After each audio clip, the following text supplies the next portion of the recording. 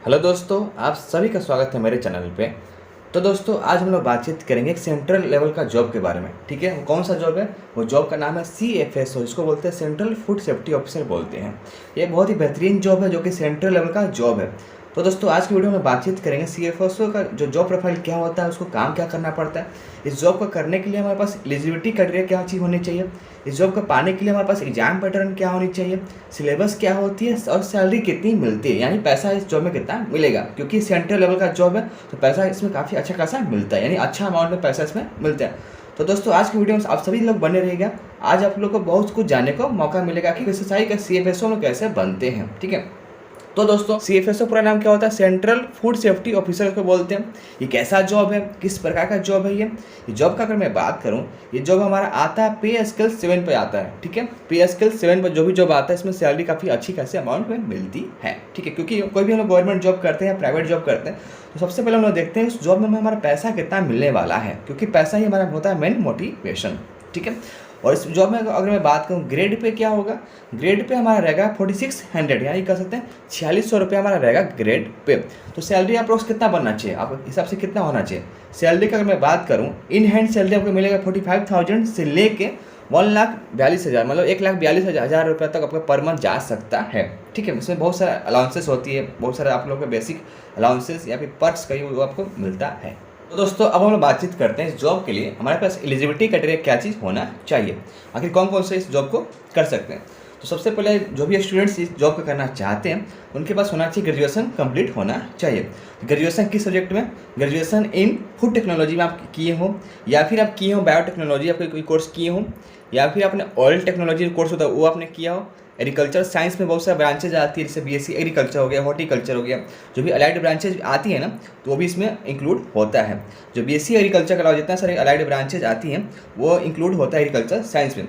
But कहीं कहीं job में क्या होता है, मैं देखता हूँ एग्रीकल्चर साइंस मतलब होता है सिर्फ और सिर्फ BSc एग्रीकल्चर।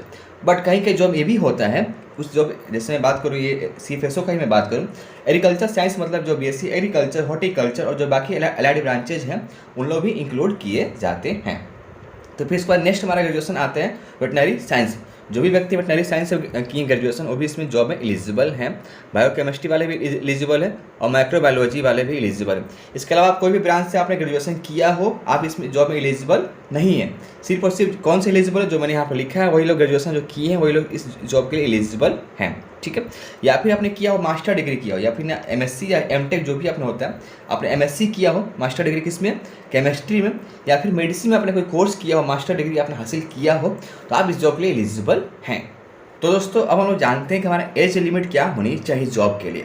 एज लिमिट की मैं बात करूं, आपका एज होना चाहिए 18 साल से लेकर आप 30 साल तक एज होना चाहिए, यानी 18 ईयर्स से लेकर 30 ईयर्स आपको होना चाहिए। प्लस इसमें आपको दिया जाता है, रिलैक्सेशन में दिया जाता है on the basis of caste, आप किस कास्ट से बिलोंग करते हैं, जनरल है, OBC, EWS है, SC ST, जिस कैटेगरी से आप आते हो उस कैटेगरी से आपको कुछ साल का आपको दिया जाता है, रिलैक्सेशन में दिया जाता है। बट मेन आपका एज होना चाहिए 18 साल से लेकर आपका 30 साल का एज होना चाहिए। ठीक है, तो अब हम लोग जानते हैं कि हमारा CFSO का हमारा मेन काम क्या रहता है, यानी जॉब प्रोफाइल हमारा क्या है, आखिर मेन इसमें वर्क क्या करना पड़ता है। तो सबसे पहला काम करना पड़ता है फूड इंस्पेक्शन करना पड़ता है, मतलब फूड का जांच करना पड़ता है, फूड का क्वालिटी देखना पड़ता है। खाना कहीं भी बन रहा हो या फूड का कहीं भी कुछ भी काम हो रहा हो तो वहाँ क्वालिटी क्या है, ख़राब क्वालिटी तो नहीं है ना, जो भी क्वालिटी दिया जा रहा है वो अच्छा है ना कस्टमर को। तो वहाँ कहाँ का चेक किया जाता है? होटल हो गया, रेस्टोरेंट हो गया, ढाबा हो गया, या जो भी बड़ा बड़ा चीज़ जहाँ पे खाना बनता हो, जहाँ पे लोगों को कस्टमर को सर्व किया जाता हो, वहाँ पे फूड का क्वालिटी चेक किया जाता है। या फिर मैं बात करूँ मैन्युफैक्चरिंग यूनिट हो गया, कोई भी मैन्युफैक्चरिंग यूनिट जहाँ पे खाना बनता हो, चाहे खाना पैकिंग होता हो, डिस्ट्रीब्यूशन होता हो, चाहे पैकेजिंग होता हो या डिस्ट्रीब्यूशन होता हो, वहाँ भी चेक किया जाता है। ये लोग करते क्या, फूड का क्वालिटी चेक करते हैं कि कस्टमर को सही खाना मिले, उनका हेल्थ खराब ना हो। ठीक है, और एक और चीज़ काम होता है इन्फोर्समेंट ऑफ रेगुलेशन, जो भी नियम कानून है, जो भी रूल्स एंड रेगुलेशन है उसका सही प्रकार से उपयोग हो रहा है कि नहीं हो रहा है। जो भी कस्टमर्स है, चाहे जो भी दुकानदार है, चाहे जो भी अलग अलग यूनिट है फूड का, वहाँ पे फूड का अच्छा से जो रूल्स एंड रेगुलेशन है वहाँ फॉलो किया जा रहा है कि नहीं किया जा रहा है। नेक्स्ट काम होता है कोलैबोरेशन एंड कोऑर्डिनेशन। कोलैबोरेशन करना, कोऑर्डिनेशन करना अलग अलग रेस्टोरेंट्स है, जो भी फूड रिलेटेड जितना भी सारी एजेंसियाँ हैं उनके साथ कोलैबोरेशन भी करना, साथ साथ कोऑर्डिनेट भी करना, ताकि काम हमारा एक चैनल बना सके, ताकि काम हमारा बहुत अच्छा से हो। नेक्स्ट काम करते हैं लाइसेंस एंड करते हैं रजिस्ट्रेशन का भी काम करते हैं। लाइसेंस एंड रजिस्ट्रेशन देखते हैं कि जिसको भी लाइसेंस ज़रूरत है और रजिस्ट्रेशन का प्रोसेस क्या होता है, तमाम चीज़ें उन लोगों को बताते हैं। ठीक है, साथ ही साथ इन लोग पब्लिक को अवेयर भी करते हैं कौन सा खाना खाए, कैसा खाना, कौन कौन सा खाना में क्या क्वालिटी होनी चाहिए, कौन कौन सा खाना हमारे लिए फ़ायदेमंद रहता है, कौन कौन सा खाना खाने से हमारा हेल्थ अच्छा रहता है, काफ़ी लोगों को अवेयर भी करते हैं। ठीक है, और साथ ही साथ ये भी करते हैं, रिपोर्ट भी देते हैं अपने सीनियर अथॉरिटी को कि हमारा काम आज का कैसा रहा है, मैंने जहाँ जहाँ इंस्पेक्शन किया वहाँ का लोगों क्या रिपोर्ट रहा है। ठीक है, मैंने जो आज का मैंने काम किया उसको रिपोर्ट करते हैं अपने सीनियर अथॉरिटी को, ताकि उसके हिसाब से उन्हें डिसीजन ले सकें। ठीक है, तो reporting to seniors about work. तो दोस्तों अब हम लोग जानते हैं इस जॉब को पाने के लिए हमारा एग्जाम पैटर्न क्या होनी चाहिए, यानी कैसे कैसे एग्जाम पैटर्न रहेगा, क्या तरीका से एग्जाम मुझे देना पड़ेगा। एग्जाम की मैं बात करूँ, एग्जाम होता है CBT मोड होता है। ठीक है, कंप्यूटर बेस्ड टेस्ट होता है इसका। ठीक है, CBT मोड इसको बोलते हैं, जो कि होता है ऑनलाइन। CBT जो मोड होता है बहुत ईजी होता है, इसमें टेंशन वाली बात नहीं रहता है कि मुझे MCQ भरना पड़ेगा, मतलब हाथ से या पेन से भरना रहता है ना, उसमें टाइम बहुत ज़्यादा मतलब ख़त्म होने लगता है। कंप्यूटर में क्या रहता है कि जो भी MCQ क्वेश्चन आया आपने ऑप्शन क्लिक किया, आपका वो आंसर फिलअप हो गया। बट हाथ से करने में क्या होता है, इसमें टाइम लग जाता है फिलअप करने में। ठीक है, तो CBT मोड मुझे आसान लगता है, उसको आप बाद में उसके ऑप्शन को आप चेंज भी कर सकते हो। बट जो ऑफलाइन एग्जाम होता है उसमें आप एक बार जो भी फिलअप कर दिए आंसर, उसको आप चेंज नहीं कर सकते। तो वहीं मैं बात करूँ एग्जाम पैटर्न का, इसमें 2 एग्जाम होता है, मतलब 2 स्टेज में एग्जाम होता है, स्टेज 1 स्टेज 2। स्टेज 1 का मैं बात करूँ, उसका क्या रहता है, वेटेज आपने जो भी मार्क्स स्कोर करोगे उसका 50% वेटेज होता है, उसमें इंक्लूड किया जाता है। मान लीजिए आपने 100 नंबर का एग्जाम दिया। ठीक है, मैं एग्जाम्पल देकर बात करूँ, आपने 100 नंबर का एग्जाम दिया तो 100 नंबर जो 50% आपका मार्क्स होगा उसको इंक्लूड किया जाएगा आगे के बढ़ाने के लिए, आगे मतलब सिलेक्शन प्रोसीजर में उसको ऐड किया जाता है। CBT स्टेज 2 का भी सेम पैटर्न है, जो भी जितना भी आपने मार्क्स स्कोर करोगे उसका 50% लिया जाएगा स्कोर। ठीक है, 50% उसका रहेगा वेटेज। CBT स्टेज 1 का भी वही रहेगा, 50% वेटेज रहेगा, और CBT स्टेज 2 का भी 50% ही वेटेज रहेगा, मतलब कि जितना भी मार्क्स लेकर आओगे 50% आपका उसका मार्क्स को इंक्लूड किया जाएगा।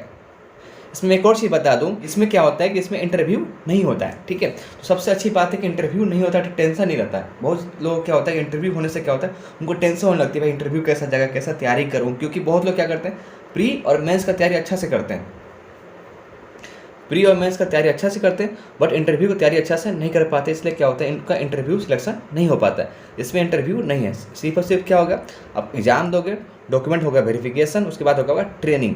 ट्रेनिंग बहुत ज़्यादा ज़रूरी पार्ट होता है कोई भी आप जॉब करते हो तो, क्योंकि बिना ट्रेनिंग का आप कोई जॉब कर ही नहीं सकते, क्योंकि आपको आइडिया ही नहीं है मुझे काम क्या करना है। तो दोस्तों अब हम लोग बातचीत करते हैं क्वेश्चन पैटर्न क्या रहेगा, यानी किस प्रकार का क्वेश्चन हमें पूछा जाएगा। तो सबसे पहले जानते हैं स्टेज 1 का। स्टेज 1 में बात करूँ, आपका 120 क्वेश्चन रहेगा। एक क्वेश्चन रहेगा 4 मार्क्स का, यानी कह सकते हैं 480 मार्क्स आपका रहेगा।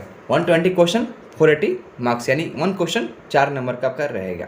क्वेश्चन पैटर्न कैसा रहेगा, MCQ रहेगा। टाइमिंग कितना दिया जाएगा, टाइमिंग आपके पास रहेगा 3 घंटा टाइम रहेगा, यानी 3 आवर्स आपके पास समय दिया जाएगा।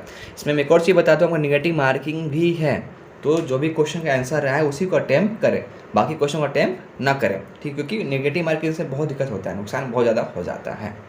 स्टेज 1 में बात करूँ, इसमें 2 पार्ट होता है, पार्ट ए और पार्ट बी। पार्ट ए में बात करूँ तो 120 क्वेश्चन को मैं डिस्ट्रीब्यूट कर दे रहा हूँ पार्ट ए में और पार्ट बी में। ठीक है, 120 क्वेश्चन, तो पार्ट ए में मैं बात करूँ, पार्ट ए में 40 क्वेश्चन रहता है, जिसमें कौन कौन सा रहता है सब्जेक्ट, तो रहता है जीके का रहता है 10 क्वेश्चन, इंग्लिश का रहता है 10 क्वेश्चन, कंप्यूटर का रहता है 10 क्वेश्चन, और एक और लास्ट होता है सब्जेक्ट जो कि उसको बोलते हैं जनरल इंटेलिजेंस का रहता है 10 क्वेश्चन, यानी 40 क्वेश्चन आपका रहेगा। जो भी अदर सब्जेक्ट होता है ना, जैसे जीके हो गया, इंग्लिश हो गया, कंप्यूटर हो गया और जनरल इंटेलिजेंस हो गया, जिसका लोग वैल्यू नहीं देते हैं, बट उस पार्ट से आपका 40 क्वेश्चन आएगा, जो कि आपको पढ़ना बहुत ही ज़्यादा ज़रूरी होता है, क्योंकि आप ये क्वेश्चन छोड़ दोगे तो आपका सिलेक्शन में दिक्कत हो सकती है।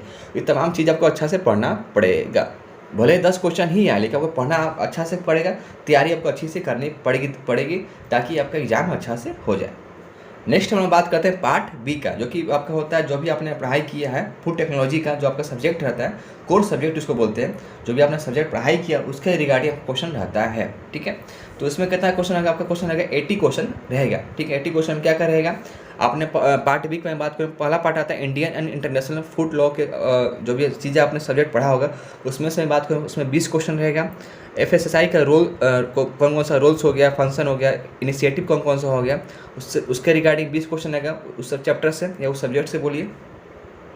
नेक्स्ट हम बात करें principles of food preservations, processing, packaging and principle of food chemistry and their role in human nutrition.